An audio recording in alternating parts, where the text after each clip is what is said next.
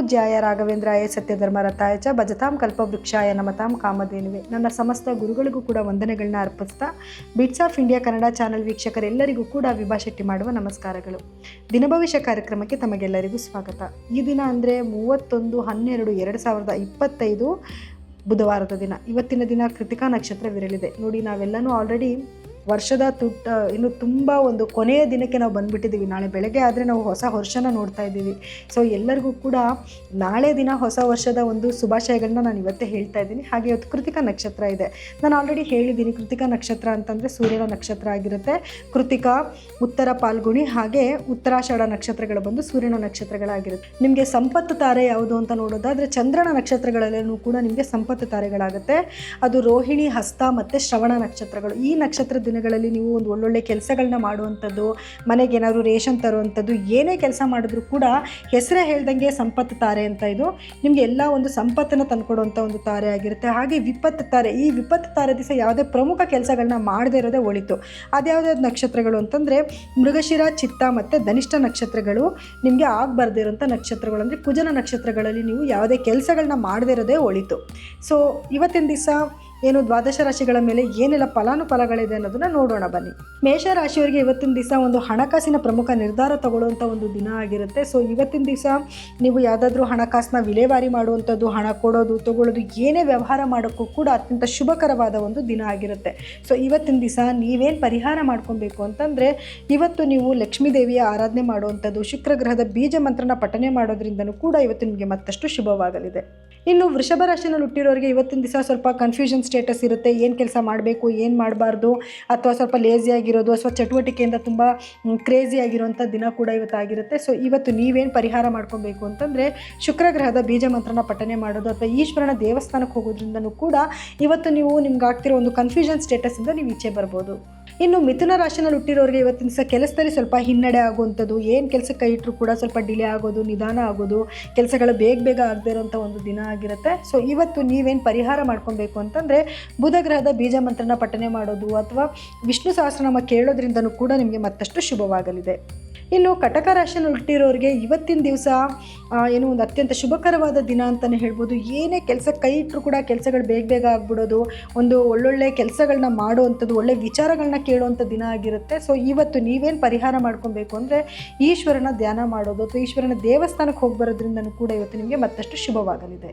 ಇನ್ನು ಸಿಂಹರಾಶಿಯಲ್ಲಿ ಹುಟ್ಟಿರೋರಿಗೆ ಇವತ್ತಿನ ದಿವಸ ಏನು ನಿಮ್ಮ ವ್ಯವಹಾರಕ್ಕೆ ಸಂಬಂಧಪಟ್ಟಿರುವಂಥ ಒಂದು ಕೆಲಸಗಳನ್ನ ಮಾಡುವಂಥದ್ದು, ವ್ಯವಹಾರಕ್ಕೆ ಸಂಬಂಧಪಟ್ಟಿರುವಂಥ ಕೆಲವು ವಸ್ತುಗಳನ್ನ ತೊಗೊಳ್ಳೋವಂಥದ್ದು, ಅಥವಾ ನಿಮ್ಮ ಬಿಸ್ನೆಸ್ನ ಡೆವಲಪ್ಮೆಂಟ್ ಮಾಡಬೇಕು ಅಂತ ಆಲೋಚನೆ ಮಾಡುವಂಥ ಒಂದು ಒಳ್ಳೆ ದಿನ ಆಗಿರುತ್ತೆ ಇವತ್ತಿನ ದಿವಸ.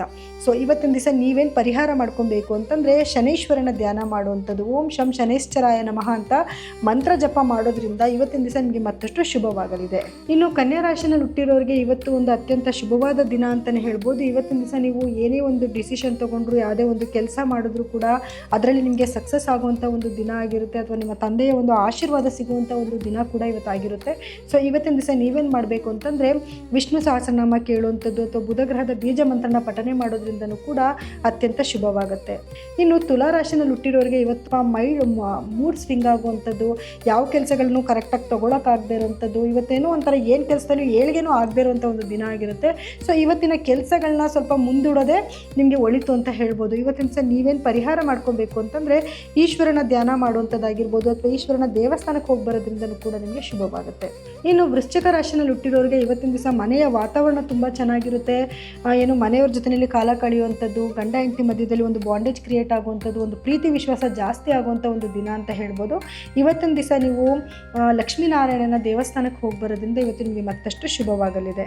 ಇನ್ನು ಧನಸ್ಸು ರಾಶಿಯಲ್ಲಿ ಹುಟ್ಟಿರೋರಿಗೆ ಇವತ್ತಿನ ದಿವಸ ಏನು ನಿಮಗೆ ಶತ್ರುಗಳ ಕಾಟ ಜಾಸ್ತಿ ಆಗೋದು, ಶತ್ರುಗಳ ಬಗ್ಗೆ ಕೇಳಿ ಸ್ವಲ್ಪ ಮನಸ್ಸಿಗೆ ಬೇಜಾರಾಗುವಂಥ ದಿನ ಆಗಿರುತ್ತೆ. ಸೊ ಇವತ್ತಿನ ದಿವಸ ನೀವು ಈಶ್ವರನ ಧ್ಯಾನ ಮಾಡೋದಾಗಿರ್ಬೋದು ಅಥವಾ ಚಂದ್ರಗ್ರಹದ ಬೀಜ ಮಂತ್ರನ ಪಠನೆ ಮಾಡೋದ್ರಿಂದ ಕೂಡ ಈ ನೆಗೆಟಿವಿಟಿಯಿಂದ ನೀವು ಈಚೆ ಬರ್ಬೋದು. ಇನ್ನು ಮಕರ ರಾಶಿಯಲ್ಲಿ ಹುಟ್ಟಿರೋರಿಗೆ ಮಕ್ಕಳಿಂದ ಒಂದು ಏಳಿಗೆ ಆಗುವಂಥದ್ದು, ಮಕ್ಕಳ ಮೇಲೆ ಪ್ರೀತಿ ಜಾಸ್ತಿ ಆಗುವಂಥದ್ದು, ಅಥವಾ ಅವ್ರಿಗೋಸ್ಕರ ಏನಾದರೂ ಉಡುಗೊರೆಗಳನ್ನ ತೊಗೊಂಬಂದು ಕೊಡುವಂಥದ್ದು, ಏನಾದರೂ ಜುವೆಲ್ಸ್ನ ತೊಗೊಳ್ಳೋವಂಥ ಒಂದು ಮನಸ್ಸು ಬರುವಂಥ ದಿನ ಆಗಿರುತ್ತೆ. ಸೊ ಇವತ್ತಿನ ದಿವಸ ನೀವೇನು ಪರಿಹಾರ ಮಾಡ್ಕೊಬೇಕು ಅಂತಂದರೆ, ಇವತ್ತು ನೀವು ಲಕ್ಷ್ಮೀ ನರಸಿಂಹನ ಆರಾಧನೆ ಮಾಡುವಂಥದ್ದು, ಲಕ್ಷ್ಮಿಯ ಆರಾಧನೆ ಮಾಡೋದ್ರಿಂದನೂ ಕೂಡ ಇವತ್ತು ನಿಮಗೆ ಮತ್ತಷ್ಟು ಶುಭವಾಗಲಿದೆ. ಇನ್ನು ಕುಂಭರಾಶಿಯಲ್ಲಿ ಹುಟ್ಟಿರೋರಿಗೆ ಇವತ್ತಿನ ದಿವಸ ಒಂದು ಭೂಮಿಗೆ ಸಂಬಂಧಪಟ್ಟಿರೋದು ವ್ಯವಹಾರ ಮಾಡುವಂಥದ್ದು, ಅಥವಾ ಮನೆಗೆ ಸಂಬಂಧಪಟ್ಟಿರುವಂಥ ಕೆಲವೊಂದು ವ್ಯವಹಾರ ಮಾಡುವಂಥದ್ದಾಗಿರ್ಬೋದು, ಅಥವಾ ಏನಾದರೂ ಮನೆ ದುರಸ್ತಿ ಕಾರ್ಯಗಳೇನಾದರೂ ಇದ್ದರೆ ಅದನ್ನು ಸರಿ ಮಾಡುವಂಥದ್ದು, ಅಥವಾ ನಿಮ್ಮ ವೆಹಿಕಲ್ಸ್ ಏನಾದರೂ ಹಳೆ ವೆಹಿಕಲ್ ಇತ್ತು ಅಂತಂದರೆ ಅದನ್ನು ಮಾರೋದು ಅಥವಾ ಹೊಸ ವೆಹಿಕಲ್ ತೊಗೊಳ್ಳೋದು, ಈ ರೀತಿ ಮಾಡುವಂಥ ದಿನ ಆಗಿರುತ್ತೆ. ಸೊ ಇವತ್ತಿನ ದಿವಸ ನೀವೇನು ಪರಿಹಾರ ಮಾಡ್ಕೊಬೇಕು ಅಂತಂದರೆ, ಇವತ್ತು ನೀವು ಕುಜಗ್ರಹದ ಬೀಜ ಮಂತ್ರನ ಪಠನೆ ಮಾಡೋದಾಗಿರ್ಬೋದು, ಅಥವಾ ಸುಬ್ರಹ್ಮಣ್ಯ ಸ್ವಾಮಿಯ ದೇವಸ್ಥಾನಕ್ಕೆ ಹೋಗೋದ್ರಿಂದನೂ ಕೂಡ ಇವತ್ತು ನಿಮಗೆ ಶುಭವಾಗಲಿದೆ. ಇನ್ನು ಮೀನರಾಶಿನಲ್ಲಿ ಹುಟ್ಟಿರೋರಿಗೆ ಇವತ್ತಿನ ದಿವಸ ಧೈರ್ಯವಾಗಿ ಕೆಲವೊಂದು ಡಿಸಿಷನ್ ತಗೊಳ್ಳುವಂಥದ್ದು, ಅಥವಾ ನಿಮ್ಮ ಸಹೋದರಿಯರಿಂದ ಕೆಲವೊಂದು ಸಹಾಯಗಳಾಗುವಂಥದ್ದು, ನಿಮ್ಮ ಮಾತಿಗೆ ಮನ್ನಣೆ ಬರುವಂಥ ಒಂದು ದಿನ ಆಗಿರುತ್ತೆ. ಸೊ ಇವತ್ತು ನೀವೇನು ಪರಿಹಾರ ಮಾಡ್ಕೊಬೇಕು ಅಂತಂದರೆ, ಗುರುಗಳ ಧ್ಯಾನ ಮಾಡುವಂಥದ್ದು, ಗುರುಗಳ ದೇವಸ್ಥಾನಕ್ಕೆ ಹೋಗಿ ಬರೋದ್ರಿಂದನೂ ಕೂಡ ಇವತ್ತು ನಿಮಗೆ ಮತ್ತಷ್ಟು ಶುಭವಾಗಲಿದೆ. ಇನ್ನು ಇದಾಗಿತ್ತು ದ್ವಾದಶ ರಾಶಿಗಳ ಈ ದಿನದ ಫಲಾನುಫಲಗಳು. ಇನ್ನು ಕಾರ್ಯಕ್ರಮ ಮುಗಿಸುವಂಥ ಸಮಯ ಇದಾಗಿದೆ. ನಾಳಿನ ದಿನ ಭವಿಷ್ಯ ಕಾರ್ಯಕ್ರಮದಲ್ಲಿ ಮತ್ತೆ ನಾನು ನಿಮ್ಮನ್ನು ಭೇಟಿ ಮಾಡ್ತೀನಿ. ಎಲ್ಲರಿಗೂ ಕೂಡ ನನ್ನ ನಮಸ್ಕಾರಗಳು.